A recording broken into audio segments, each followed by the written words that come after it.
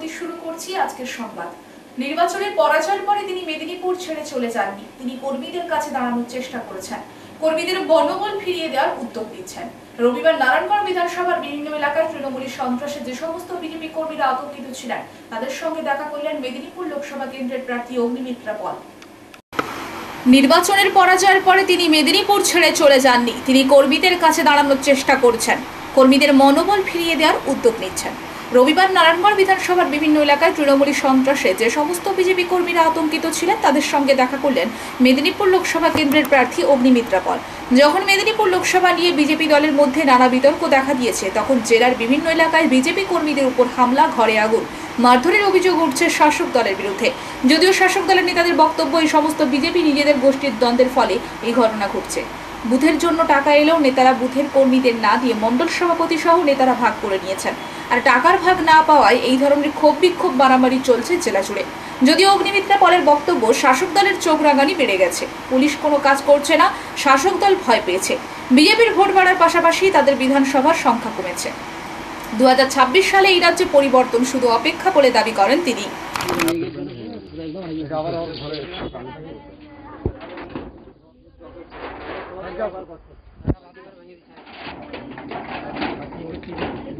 আজও বন্ধ ছিল, চাষবাসও বন্ধ রাখছিল।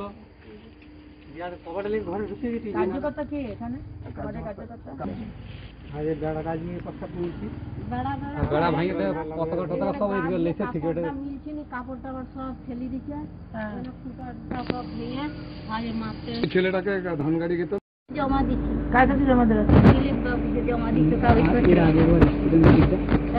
দিলীপ থেকে ওটার আগে কাগজপত্র নির্বাচন ঘোষণা হয়নি। আপনার নাম্বারটা আমি লিখলাম না দিদি? না, ওনার নাম্বারটা দিচ্ছি। বলছো নাম্বার? বৌদি বলো, বৌদি বলো নাম্বারটা বলো। কে বলছি? বাবু বাবু কি নাম বলেছিল? প্রহ্লাদ বলে। হ্যাঁ, প্রহ্লাদ বলে। তোমার নাম বলছে না? শক্তিগত তলে তার ছেলে। বিমলা খামর। বিমলা খামর। খামর খামর। হ্যাঁ, ফোন নাম্বার? ফোন নাম্বারটা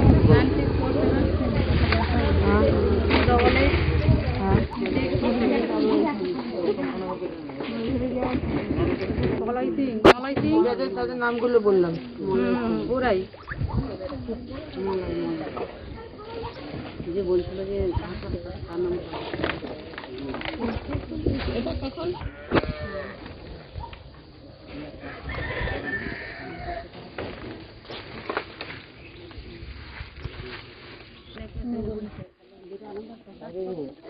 এখন মারা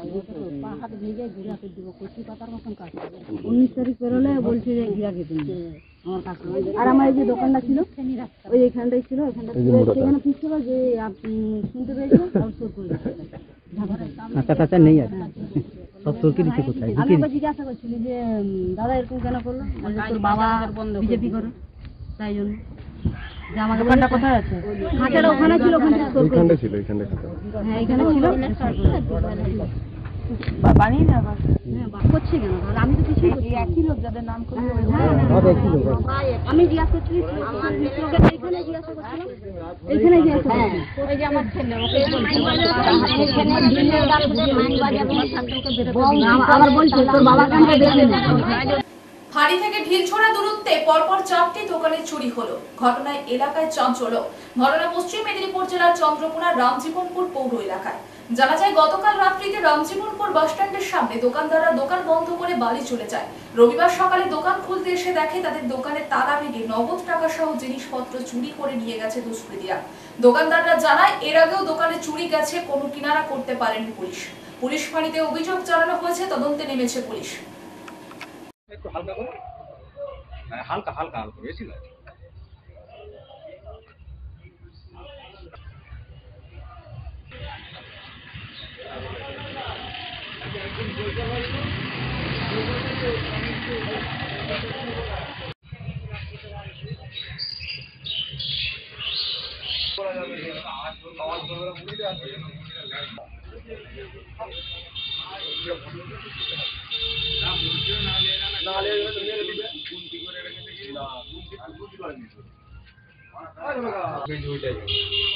দেয়ালে বহু টাকা ছিল, বহু বলতে 1000-10 টাকা ছিল, আমার দিয়ে চলে গেছে, যা গেছে গেছে। কালকে আমি 10:30টার সময় এখান থেকে গেছি, পুজো নিমন্ত্রণ করেছি।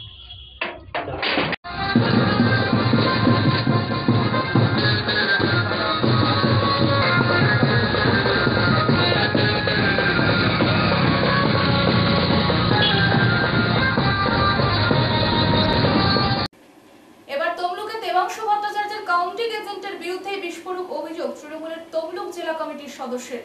তমলুকের শহীদ মাতঙ্গিনী ব্লক নির্বাচন কমিটির আহ্বায়ক তথা জেলা কমিটির সদস্য জয়দেব বর্মন জেলা নেতৃত্বের উপর একটি গুরুতর অভিযোগ তোলেন। এবার তমলুকে দেবাংশু ভট্টাচার্যর কাউন্টিং এজেন্টের বিরুদ্ধে বিস্ফোরক অভিযোগ তৃণমূলের তমলুক জেলা কমিটির সদস্যের। তমলুকের শহীদ মাতঙ্গিনী ব্লক নির্বাচন কমিটির আহ্বায়ক তথা জেলা কমিটির সদস্য জয়দেব বর্মন জেলা নেতৃত্বের উপর একটি গুরুতর অভিযোগ তোলেন। জয়দেব বর্মনের অভিযোগ, তমলুক লোকসভার ভোট গণনার দিন 17 রাউন্ড গণনার পরে তৃণমূলের কাউন্টিং এজেন্টদের কাউন্টিং টেবিল থেকে বাইরে বেরিয়ে যেতে বলা হয়। এই নির্দেশ দেন তমলুকের তৃণমূল প্রার্থীর কাউন্টিং এজেন্ট সোমনাথ বেরা। এর কারণ হিসেবে জেলা উচ্চ নেতৃত্ব অর্থাৎ প্রাক্তন মন্ত্রী সৌমেন মহাপাত্র জেলা চেয়ারম্যান চিত্ত মাইতিকে কাউন্টিং এজেন্টরা জিজ্ঞাসা করলে তারা বলেন এই নির্দেশ কার এবং এই নির্দেশের কারণ তাদের জানা নেই। এই অভিযোগের উত্তরে জেলার উচ্চ নেতৃত্ব মুখে কুলুপ আঁটলেও প্রদেশ তৃণমূল যুব কংগ্রেস সহসভাপতি পার্থসারথী মাইতি বলেন এরকম কোনো নির্দেশ হতে পারে বলে মনে হয় না, কারণ অভিষেক ব্যানার্জি নির্দেশ ছিল ভোট গণনা শেষ না হওয়া অবধি বেরোনো যাবে না, সুতরাং কে নির্দেশ দিয়েছে তা জানা নেই। এই ভরাডুবির জন্য সমস্ত নেতৃত্বদের দায় নিতে হবে। প্রসঙ্গত ভোট গণনা দিন দেখা যায় 17 দফা গণনার শেষে সমস্ত কাউন্টিং এজেন্ট কাউন্টিং ছেড়ে বেরিয়ে আসেন। ভোটে কারচুপির অভিযোগ করে পুনর্গণনার দাবি জানিয়েছিলেন প্রার্থীর ইলেকশন এজেন্ট সোমনাথ বেরা। যদিও বিজেপির দাবি তৃণমূল যখন বেরিয়ে আসে তখন বিজেপির গণনায় 40,000 লিড ছিল। তৃণমূল এইসব করে তমলুক আসনের ফলাফল কালিমালিপ্ত করার চেষ্টা করছে। মমতা পার্টি 40,000 ভোট লিড দিয়ে দিয়েছে। তারা কি কারণে কাউন্টিং সেন্টার ছেড়েছে সেটা তো তাদের ব্যাপার, কিন্তু এভাবে তৃণমূল তমলুক আসনের যে ফলাফল তাকে যে গুরুত্বহীন করতে চাইছে বা কালিমালিপ্ত করতে চাইছে, সেই উদ্দেশ্য কোনোদিনই সফল হবে না।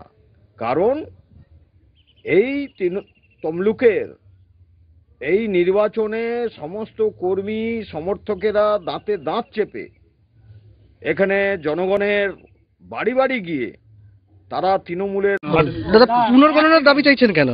আমরা যেভাবে সারা পশ্চিমবঙ্গে একটা সবুজ ঝড়, সারা পশ্চিমবঙ্গে দেখা যাচ্ছে যে আমাদের লক্ষ্মীর ভাণ্ডারের জয় জয়, তার সঙ্গে এই নির্বাচনে তমলুক লোকসভা কেন্দ্রে যে ফলাফল হচ্ছে ক্রমশ প্রকাশ পাচ্ছে সেটা সঙ্গতি নেই।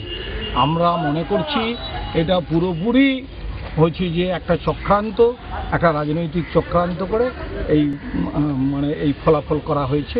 সেজন্যে আমরা এইটা বয়কট করলাম এবং ভিভিপ্যাটের জন্য আমরা 100% ভিভিপ্যাট। আপনারা কি রাউন্ড শেষ হওয়ার আগেই বেরিয়ে এসেছেন? রাউন্ড শেষ হওয়ার 14টা রাউন্ড, কোনোটায় 6টা আছে, কোনোটায় 5টা আছে, আমরা বয়কট করি। আমি অলরেডি লিখিতভাবে সেটা জানিয়েছি, লিখিতভাবে যেটা মানে আমাদের আরো ম্যাডামকে জানিয়েছি, আরো ম্যাডামকে লিখিতভাবে আমি নিজের হাতেই চিঠি। এখন এখন এখন কি চাইছেন আপনারা? কি দাবি আপনাদের? 100% ভিভিপ্যাট গণনা হোক। আপনার নাম? Somnath Bera, election agent Debangshu. লোকসভা নির্বাচনের পর্ব শেষ হতে না হতেই বিধানসভার প্রস্তুতি শুরু করে দিয়েছে সমস্ত রাজনৈতিক দলগুলি। শুধুমাত্র ভোটকে লক্ষ্য করে নেতারা তাদের পর্যালোচনা শুরু করেন। তবে এলাকার মানুষ কেন তাদের কাছ থেকে মুখ ফিরিয়ে নিয়েছেন, কিছু কিছু এলাকায় তা মানুষ কেন মুখ ফিরিয়ে নিয়েছেন তার কারণ জানতে বাড়ি বাড়ি যাওয়া শুরু করেছেন বুথ স্তরের নেতারা। লোকসভা নির্বাচনের পর্ব শেষ হতে না হতেই বিধানসভার প্রস্তুতি শুরু করে দিয়েছে সমস্ত রাজনৈতিক দলগুলি। শুধুমাত্র ভোটকে লক্ষ্য করে নেতারা তাদের পর্যালোচনা শুরু করেন। তবে এলাকার মানুষ কেন তাদের কাছ থেকে মুখ ফিরিয়ে নিয়েছেন, কিছু কিছু এলাকায় তা মানুষ কেন মুখ ফিরিয়ে নিয়েছেন তার কারণ জানতে বাড়ি বাড়ি যাওয়া শুরু করেছেন বুথ স্তরের নেতারা। উল্লেখ থাকে, সারা রাজ্যে 42টি আসনের মধ্যে 29টিতে শাসক দল তৃণমূলের প্রার্থীরা বিপুল ভোটের ব্যবধানে জয়ী হলেও শহর এলাকার মানুষ এবার শাসক দলের বিরুদ্ধে রায় দিয়েছেন। মেদিনীপুর লোকসভা কেন্দ্রের প্রায় প্রতিটি শহর এলাকায় অগ্নিমিত্রা পলের সমর্থনে তেমনভাবে প্রচার না থাকলেও মানুষ কিন্তু মোদীকে দেখেই ভোট দিয়েছেন। বেলদায় প্রায় প্রতিটি বুথেই মানুষ বিজেপি প্রার্থীকে ভোট দিয়েছেন। তেমনভাবে বিজেপির প্রচার ছিল না। তা সত্ত্বেও কি কারণে এই পরাজয় তা জানতে এবার বুথে বুথে যাওয়ার সিদ্ধান্ত নিয়েছে শাসক দল।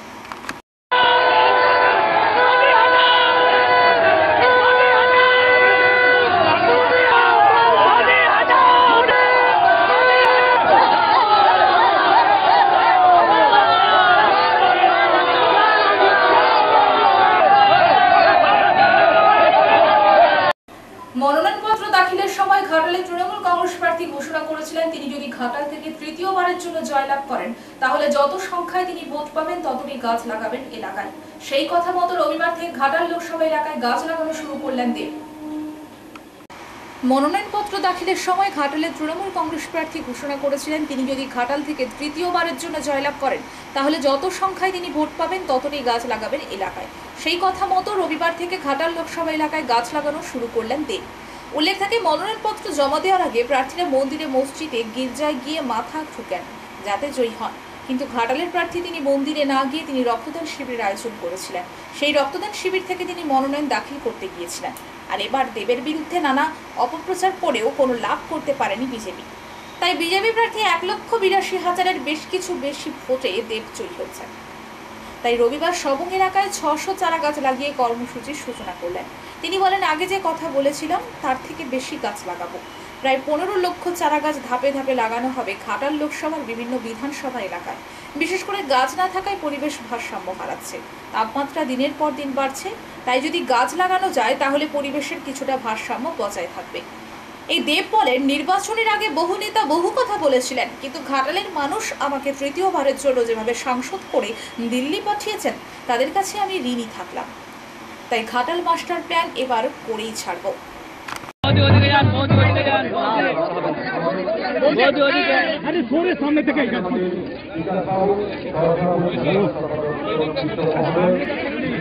দেবদাকে মুখ তুলুন।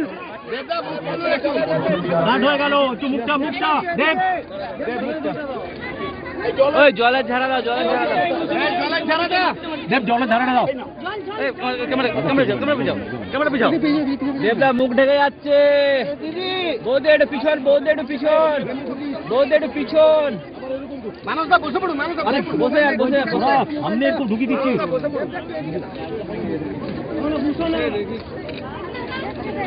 দেবদা দাঁড়িয়ে একটু জল দিন, দাঁড়িয়ে দেবদা দাঁড়িয়ে জল, দাঁড়িয়ে একটু জল দিয়ে দিন, দাঁড়িয়ে জল।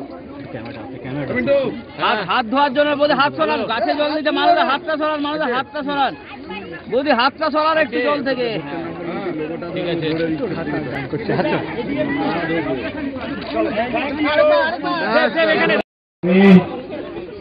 সবং বিধানসভার প্রত্যেকটা ভোটারকে হাত জোড় করে মাথা নিচু করে ধন্যবাদ জানাতে চাই, কারণ যেভাবে আপনারা পাশে ছিলেন, যারা আমাকে ভোট দিয়েছেন এবং যারা আমাকে ভোট দেননি তাদেরকেও ধন্যবাদ। কারণ আমার বিশ্বাসকে তাদের প্রার্থনা, তাদের দোয়া, তাদের আশীর্বাদের মধ্যে আমার নামটা ছিল। তারাই চাইছিল যে দেব যেন যেতেই ঘাটা লোকসভা কেন্দ্র থেকে। তো ঘাটা লোকসভা কেন্দ্রের সবংয়ের বিধানসভা প্রত্যেকটা মানুষকে আমার মাথা নিচু করে ধন্যবাদ পাশে থাকার জন্য এবং আমাকে বিপুল ভোটে জয়ী করার জন্য। ধন্যবাদ জানাবো মানুষটাকে যেইভাবে দায়িত্ব নিয়ে সামনে থেকে আমার পাশে ছিলেন। মানুষটাকে অনেক ধন্যবাদ, প্রথম দিন থেকে আমার পাশে ছিলেন এবং এই নির্বাচনে মানে 2024 লোকসভা নির্বাচনে যেভাবে মানুষটা আমাকে গাইড করেছে পাশে থেকে নির্বাচনটা সহজ হলো। একজন হচ্ছেন আপনারা যারা বিশ্বাস করেছেন দলকে, আর একজন হচ্ছে ওনারা যারা আমাকে দায়িত্ব নিয়ে বাড়ি বাড়ি পৌঁছেছে, দলের কথা বাড়ি বাড়ি গিয়ে বলেছে, তাদেরকে ধন্যবাদ। সবাইকে হাত দিয়ে ধন্যবাদ পাশে থাকার জন্য। মহিলা নেত্রীদের তো নেতা তো নেতা, তার মধ্যে মহিলা সব একসাথে।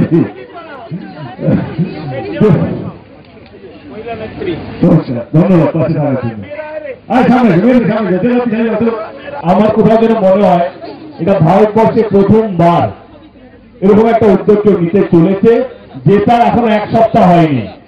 মঙ্গলবারে রেজাল্ট বেরিয়েছে, মানে 4 তারিখে রেজাল্ট বেরিয়েছে। আজকে আমরা রোববারে ঘাটা লোকসভা কেন্দ্রে সবঙ্গে এসে আমি যে প্রথম প্রতিশ্রুতিটা দিয়েছিলাম গাছ লাগানোর জন্য, যেই স্বপ্নটা দেখেছিলাম সবুজ ঘাটাল, সেটা আজ থেকে শুরু হলো। আমি ধন্যবাদ জানাবো মানুষদা, আবুদাকে, দুজনকে এই উদ্যোগে আমার মানে সঙ্গে থাকার জন্য। এবং যেটা মানুষদা বললো যে আমরা 33,000 গাছ লাগানোর প্ল্যান করছি সবঙ্গে। আমরা চেষ্টা করব, আমরা ল্যান্ড তেমানি থেকে তেগাতি ব্রিজ অব্দি রাস্তার দুধারে আমরা গাছ লাগানোর চেষ্টা করব, এবং গাছ লাগাবো, চেষ্টা করবো না। শুধু তাই নয়, আজকে আপনারা বিশ্বাস করুন, যবে থেকে আমি উদ্যোগটা নিয়েছিলাম যে প্রত্যেকটা ভোটে আমি গাছ লাগাবো, যে ভোটগুলো আমি পাবো, কিন্তু আমরা এতগুলো আবেদন পেয়েছি, তো আমরা এবারে সিদ্ধান্তটা চেঞ্জ করেছি। আমরা এখন বলছি যে আমি যতগুলো ভোট পেয়েছি ততগুলো গাছ লাগাবো না। শুধু তাই নয়, ঘাটাল লোকসভা কেন্দ্রে যতগুলো ভোট পড়েছে, সেটা হিরণবাবুর জন্য পড়েছে বা সিপিএম এর জন্য পড়েছে বা অন্যান্য দলের জন্য যতগুলো ভোট পেয়েছে, শুধু নোটা বাদ দিয়ে, কারণ তারা কাউকে চাননি, কোন দলের নেতাকে চাননি, সেগুলো শুধু নোটার সংখ্যাটা বাদ দিয়ে ঘাটাল লোকসভা কেন্দ্রে যতগুলো ভোট পড়েছে, আমাদের চেষ্টা থাকবে আগামী 5 বছর অতগুলো গাছ লাগানো। সেটা হচ্ছে 15 লক্ষ কাছাকাছি গাছ লাগানো আমাদের চেষ্টা থাকবে সামনের 5 বছর। এই উদ্যোগে আমার সবাইকে সঙ্গে লাগবে, পাশে লাগবে, এবং এই উদ্যোগটা যেন সফল হয়। নন্দীগ্রামের টাকাপুরায় বিজেপি কর্মীর বাড়িতে বোমা বিস্ফোরণে জখম 3 জন। তারা হলেন গোকুল বেরা, শুভাশিস গায়েন ও তপন ঝাড়ি। নন্দীগ্রামের টাকাপুরায় বিজেপি কর্মীর বাড়িতে বোমা বিস্ফোরণে জখম 3 জন। তারা হলেন গোকুল বেরা, শুভাশিস গায়েন ও তপন ঝাড়ি। স্থানীয় সূত্রে জানা গেছে, নন্দীগ্রাম 2 ব্লকের টাকাপুরা এলাকায় গোকুল বেরা ছোট একটি মাটির বাড়িতে 15 থেকে 20 জন বোমা বাঁধছিল। আচমকাই কয়েকটি বোমা ফেটে যায়, এরপর চাঞ্চল্য ছড়িয়ে পড়ে এলাকায়। খবর পেয়ে ঘটনাস্থলে পৌঁছায় পুলিশ ও কেন্দ্রীয় বাহিনী। তবে আহত 3 জনকে তড়িঘড়ি করে এলাকা থেকে বের করে কোন হাসপাতাল বা চিকিৎসা কেন্দ্রে নিয়ে যাওয়া হয়েছে, তার কোনো খোঁজ পাওয়া যায়নি। তৃণমূলের অভিযোগ, এলাকায় অশান্তি পাকানোর জন্য বিজেপির লোকেরা বোমা বানাচ্ছিল। অভিযোগ অস্বীকার করে পাল্টা বিজেপির দাবি, তৃণমূলের লোকেরা জোর করে বিজেপির বাড়িতে বোমা মজুত করে বিস্ফোরণ ঘটিয়ে বিজেপির নামে বদনাম করার চেষ্টা করছে।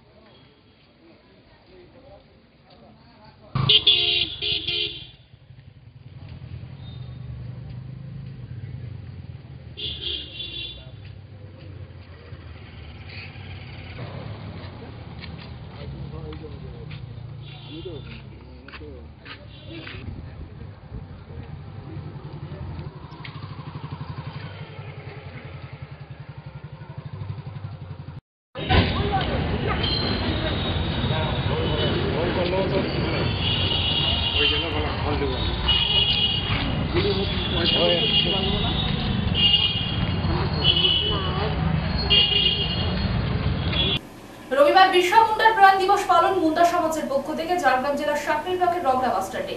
ওই অনুষ্ঠানে জাতীয় পতাকা ও মুন্ডা সমাজের পতাকা উত্তোলন করা হয়। রবিবার বিরসা মুন্ডার প্রয়াণ দিবস পালন মুন্ডা সমাজের পক্ষ থেকে ঝাড়গ্রাম জেলার সাকরাইল ব্লকের রগড়া বাস স্ট্যান্ডে। ওই অনুষ্ঠানে জাতীয় পতাকা ও মুন্ডা সমাজের পতাকা উত্তোলন করা হয়। রবিবার সকালে বিরসা মুন্ডার আপক্ষ মূর্তিতে মাল্যদান করেন অনুষ্ঠানে উপস্থিত সকলেই। ওই অনুষ্ঠানে উপস্থিত ছিলেন মুন্ডা সমাজের নেতৃত্ব বানেশ্বর সিং, নির্মল সিং, রগড়া গ্রাম পঞ্চায়েতের উপপ্রধান পঞ্চানন দাস সহ অনেকে। ওই অনুষ্ঠানে উপস্থিত রগড়া গ্রাম পঞ্চায়েতের উপপ্রধান পঞ্চানন দাস বলেন, বিরসা মুন্ডা সমাজের অবহেলিত বঞ্চিত মানুষের উন্নয়নের কাজ করছেন। তিনি ভগবান বিরসা মুন্ডা নামে পরিচিত। সেই জন্য সারা ভারতবর্ষ জুড়ে বিরসা মুন্ডাকে তার প্রয়াণ দিবসে শ্রদ্ধা জানানোর জন্য বিভিন্ন অনুষ্ঠানের আয়োজন করা হচ্ছে বিভিন্ন সংগঠনের পক্ষ থেকে।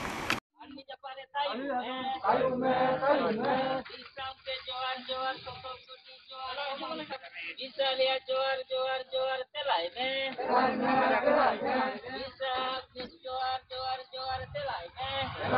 সংবাদ এই পর্যন্ত। নমস্কার।